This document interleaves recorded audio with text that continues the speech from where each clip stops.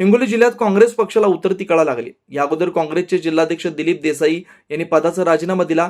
त्यांनी मुख्यमंत्री देवेंद्र फडणवीस यांच्या उपस्थितीत भाजपमध्ये प्रवेश केला। आता त्यांच्या पाठोपाठ युवक काँग्रेसचे जिल्हाध्यक्ष बालाजी कर्डिले यांनी बुधवारी ठाकरे गटात प्रवेश केला। नुकताच त्यांनी मुंबई येथे पक्षप्रवेश उद्धव ठाकरे यांच्या उपस्थितीत कर्डिले यांनी शिवसेना ठाकरे गटात प्रवेश केला। त्यांनी पक्षप्रमुख उद्धव ठाकरे यांच्या हस्ते शिवबंधन बांधलंय। कर्डिले यांच्या प्रवेशामुळे उद्धव बाळासाहेब ठाकरे शिवसेनेला बळ मिळालंय।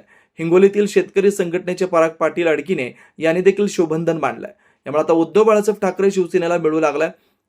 यावेळी शिवसेना नेते सचिव विनायक राऊत, विधान परिषद विरोधी पक्षनेते अंबादास दानवे, हिंगोली संपर्क प्रमुख बबनराव थोरात, खासदार नागेश पाटील आष्टीकर, जिल्हा प्रमुख संदेश देशमुख, जिल्हा प्रमुख अजय उर्फ गोपू पाटील, उपजिल्हा प्रमुख गणेश शिंदे यांच्यासह यावेळी अनेकांची उपस्थिती होती। यावेळी त्याचबरोबर बालाजी कर्डिले यांनी उपस्थितांचे आभार मानले।